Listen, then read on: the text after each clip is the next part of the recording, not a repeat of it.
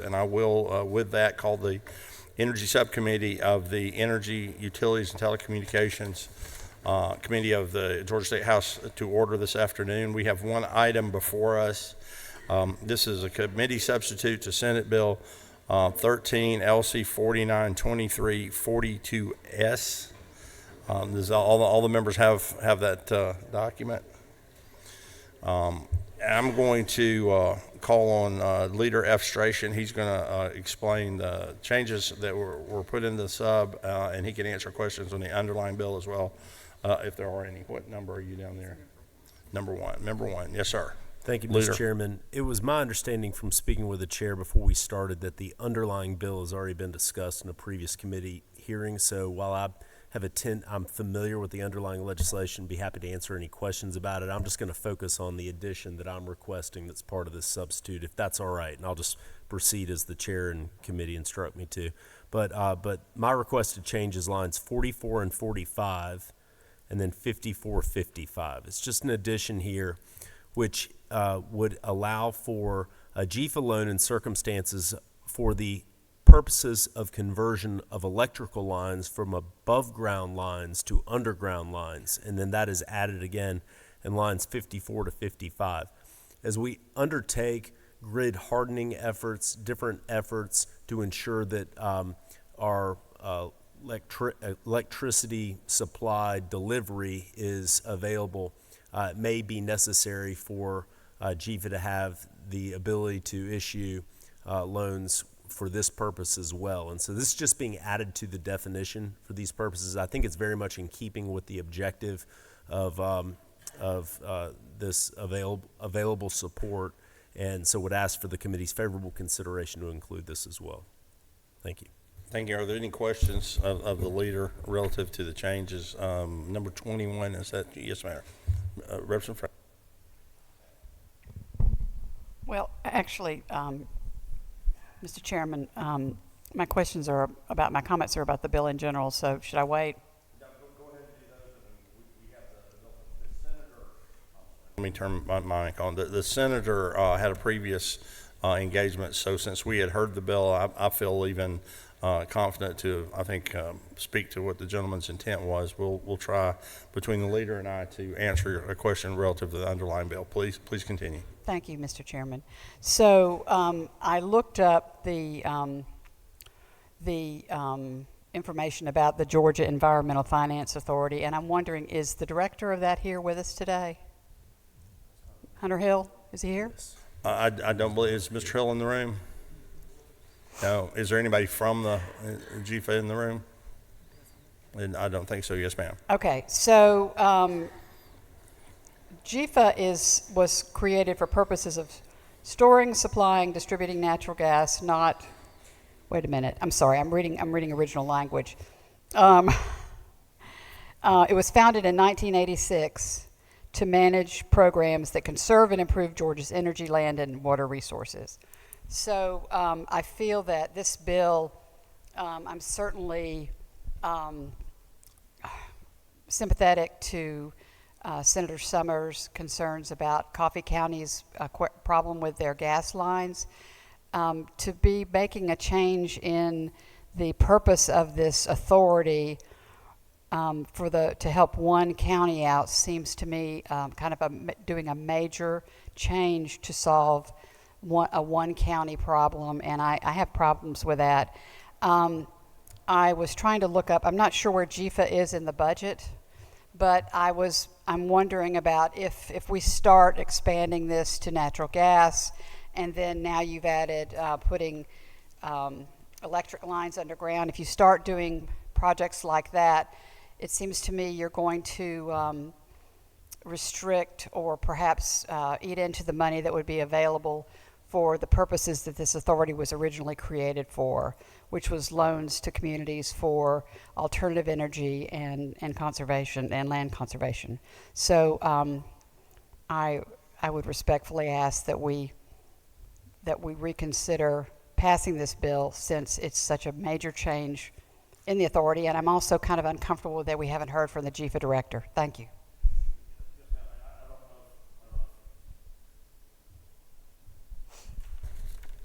There you go.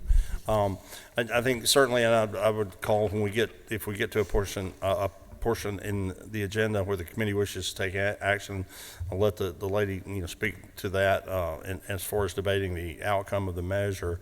But I'm not sure as far as the question there. I would just say that these are uses that are being included as available for the authority. It does not, anything in this law does not say that a grant or a loan would be made for these purposes, or speak to how the money would be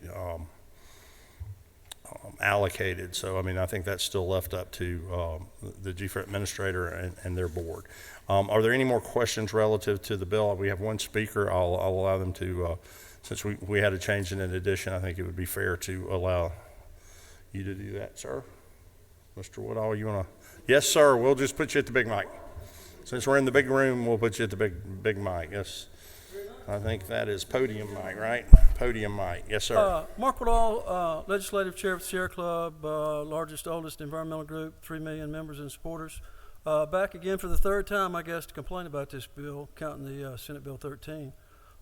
We followed Representative Perkle's bill last year. Senator Tillery tried to amend it onto the Gas South bill on day 39, tried to get money appropriated, and that ran into a problem. So, if the cities want to get together, we got 75 gas cities in the Municipal Gas Authority.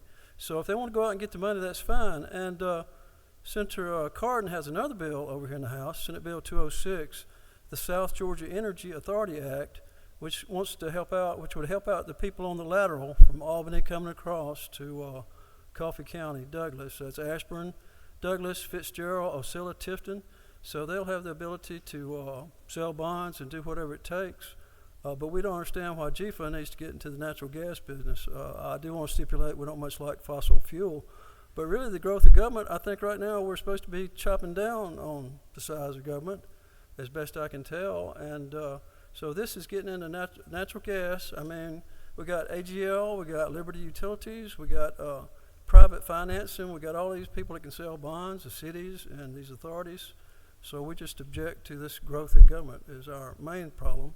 And I do want to commend this legislature for putting in over $500 million in the mid-year budget for coastal water issues, and also $266 million for GFA for water and sewer. So that's a good step.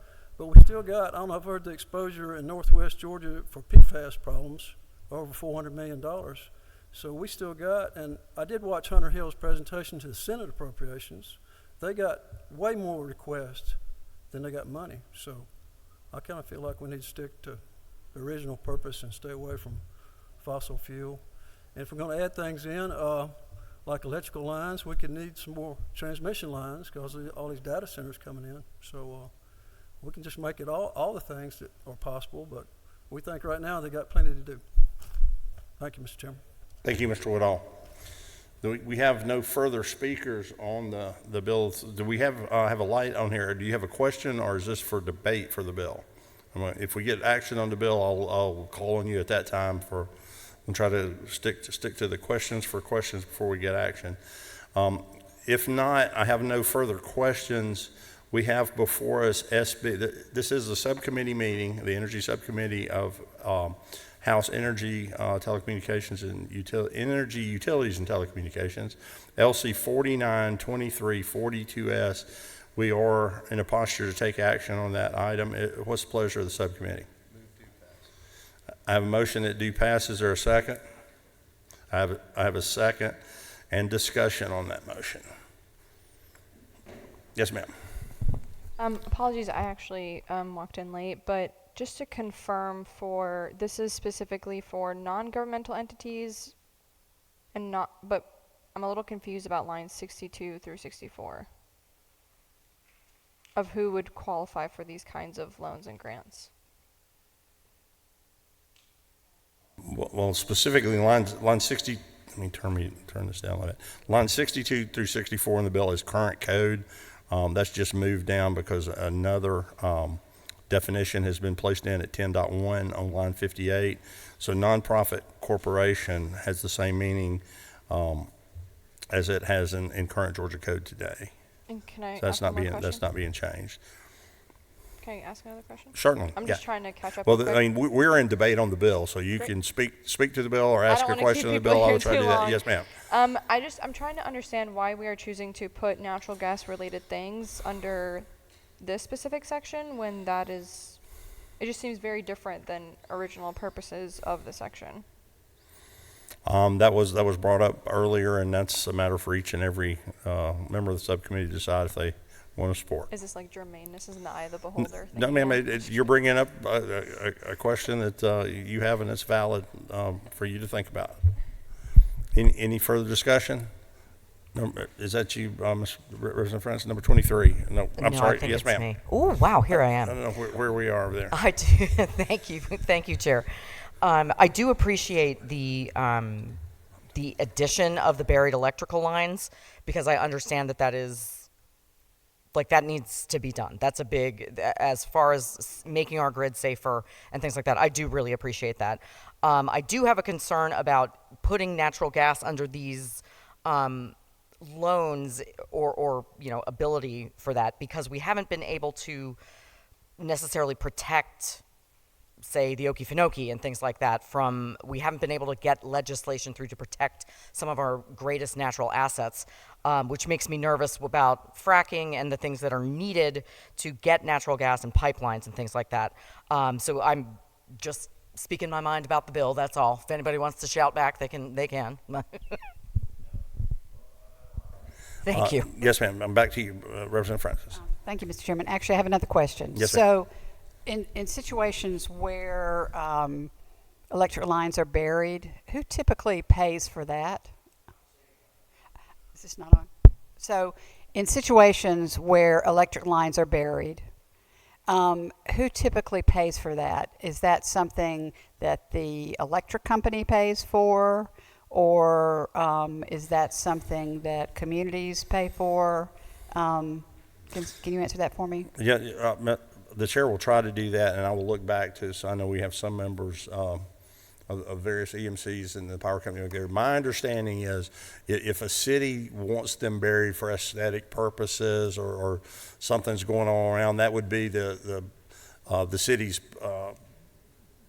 bill to pay.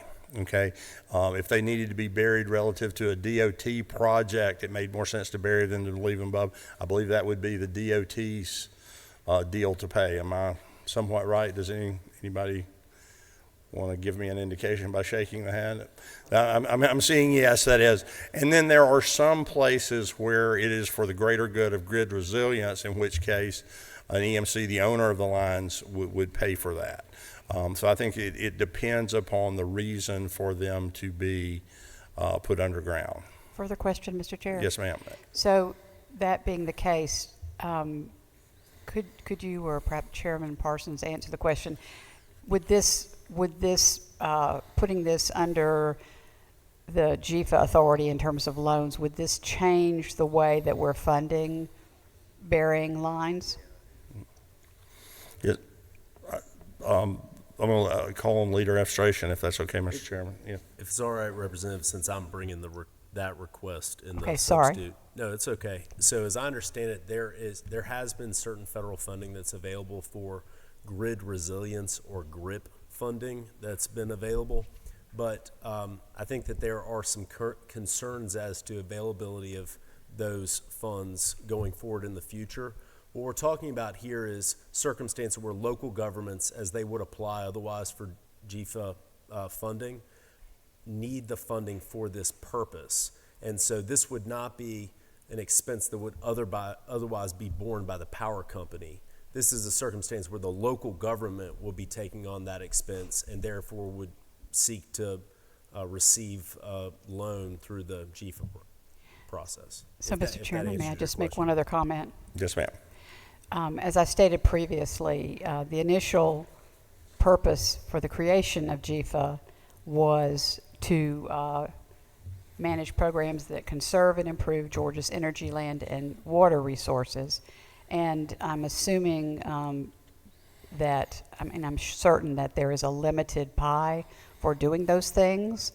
And when you start adding natural gas and burying power lines, although I also agree burying power lines is a great idea. But when you start adding those, you're saying that you have to spread the pie a lot further, and I worry about the inability to continue doing the work of the original purpose of GFA. I just hate to see us changing the direction of that. I think this is a very, very different kind of activity. Thank you. Thank you. Chairman Camp.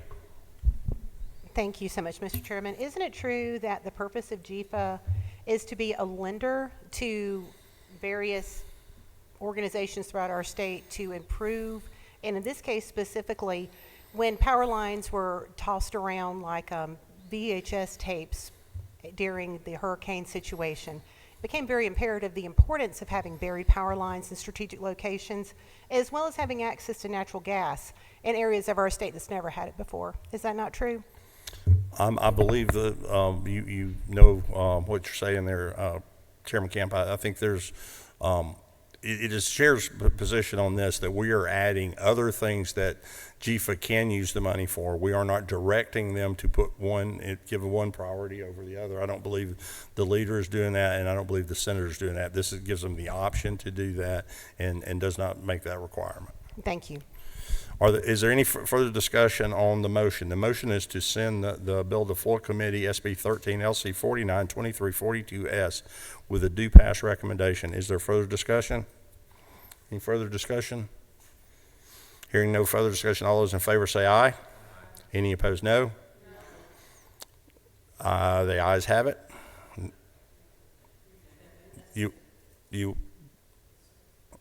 I'm sorry? You're welcome to do that. We have a motion. We're going to go again. All of those in favor say aye.